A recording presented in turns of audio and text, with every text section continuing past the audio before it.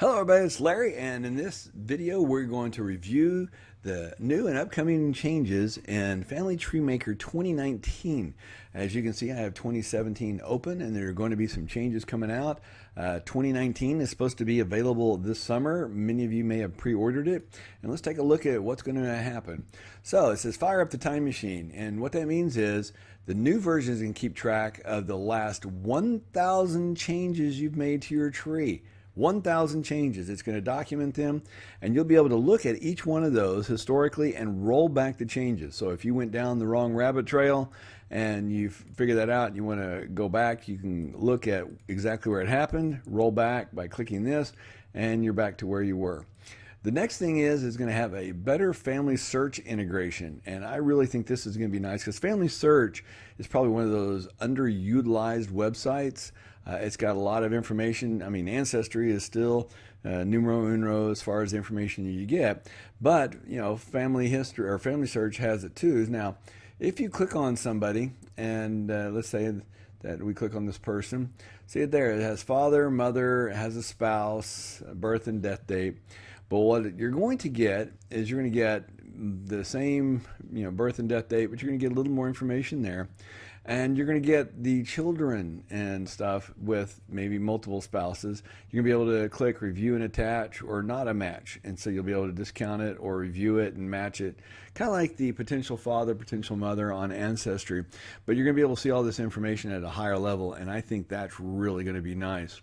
Now, the next thing is hints in the index box. So if you look currently back at our tree, we see, here's the box, the index, but it has the color coding for the tree, okay? But it doesn't have any of the hints. The hints are underneath the people, okay?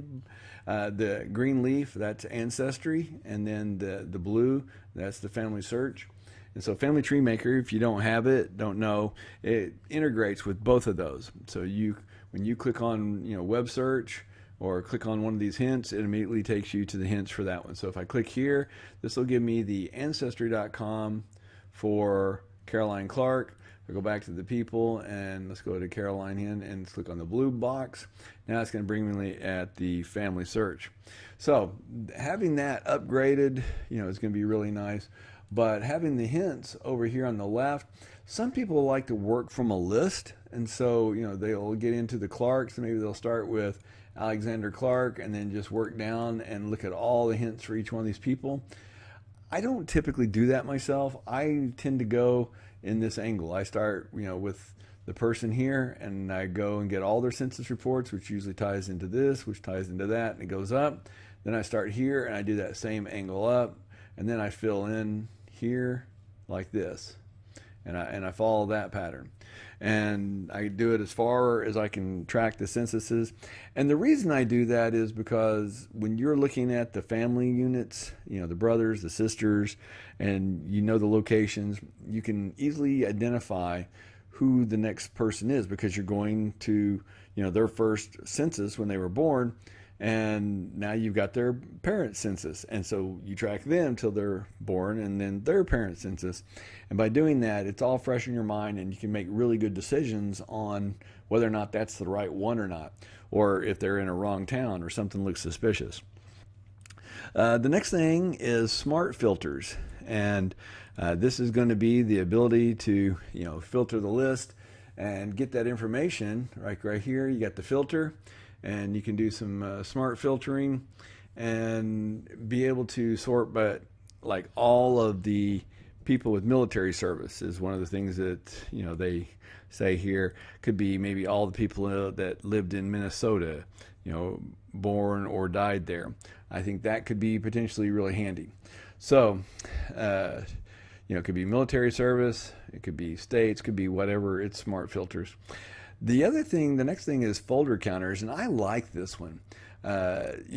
Many times I've clicked on it to see how many I've gotten or if there was anything there at all, particularly in the notes.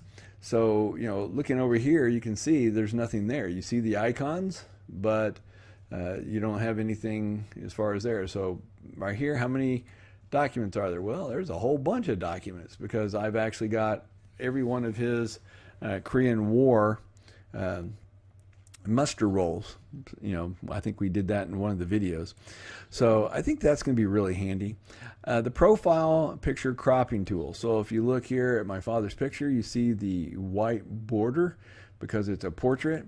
And so what it's going to allow you to do is it's going to allow you to take, the square, which is what the profile picture is.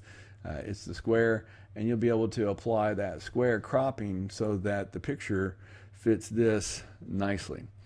And so I think that will be, kind of handy. It's not a make or break for me. But now this next one, okay, hold on. This one is worth the price of admission. If you've been doing genealogy for a long time, or if you've had a DNA surprise, or, well, you probably got lots of trees with lots of names, and you've got lots of iterations, and you're wondering which one had that information. I know it was in one of my trees. This is where the tree browser is going to come in. You can go to your Family Tree Maker folder, Ancestry Trees, or Tree Vault. We'll talk about that in a minute. But notice here where it says Kennedy Family Tree. And here it says President Kennedy Tree, or Kennedy Family Tree 2019. And which is kind of funny because if you look at the name of mine is 2019 Family Tree up there, because I just had so many iterations I had to label it to which one was the newest. But anyway, you're going to be able to type in and search, and it's going to search through all of the trees, including what you have in your vault or online. And you're going to be able to click on each one of those.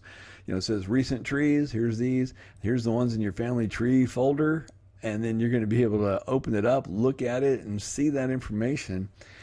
I think that is going to be really, really handy. Now, the next thing is the color coding. It says rich color coding. It talks about, current person, all ancestors one color, all ancestors 4 colors, and all descendants. Well, I don't see that as new. That's exactly what's here. Unless they're planning to add something to it. You got current person, all ancestors one color, all 4 colors, and all descendants of a color. And so that doesn't really change anything. So I'm not sure that that's a new feature. I think that was something that had lots of color and got added in. Okay, the Tree Vault Cloud Services. Okay, so it says $2 per month, which would be, $24 a year. Or if you pay a year at a time, it's, $20 instead of $24. You have a private secure antenna tree that's automatically updated in real time.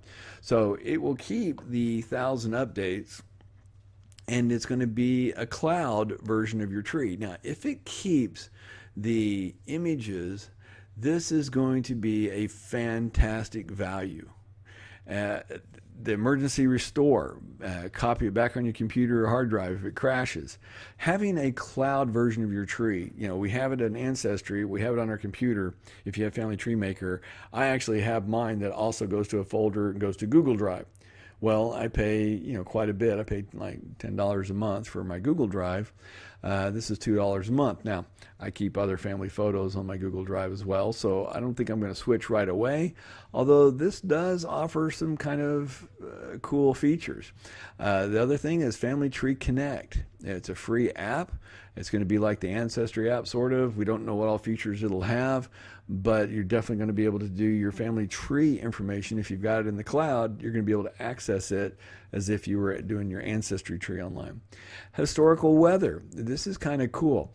It says if you have their Tree Vault services, on the significant dates, birth dates, death dates, or, marriage dates, it'll say born March 4th, 1923 is what we have now. And it says there was a cold driving rain on that windy morning of March 4th, 1923 when John Smith was born.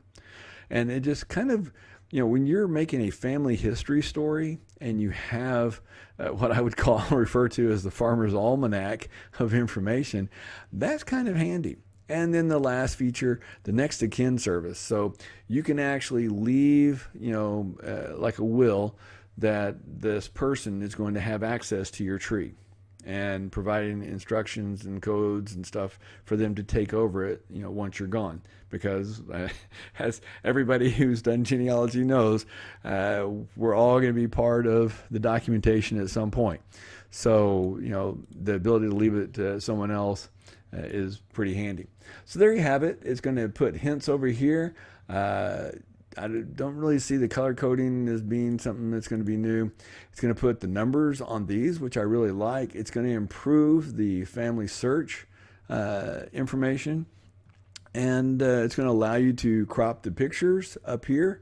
I think that's going to be pretty nice, and it's going to give you the ability to roll back any one spot of your last 1,000 changes.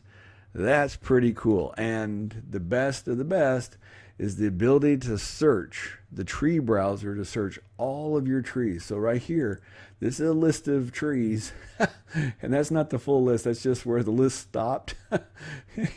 I've literally got hundreds of trees. We'll probably have to update those to the current data version because it stores the files in old versions. But, you know, by clicking on them, it'll upgrade to the new versions. But the ability to be able to search through all of these for that specific information, that's going to be really, really handy. Hope you've enjoyed the video. If you have, give it a thumbs up, pass it around to your friends. I think Family Tree Maker is definitely a product you should be using. I wish that they would contact me and let me be an affiliate, because I really think that much about it. Like I said, I've used Family Tree Maker since the 90s. I've purchased every single version since then. If Ancestry or somebody wants to, you know, get a copy of some old versions for whatever reason, I'm your person, because I still have them all in trees in that format. Anyway, I hope you've enjoyed the video, and hope you all have a great week.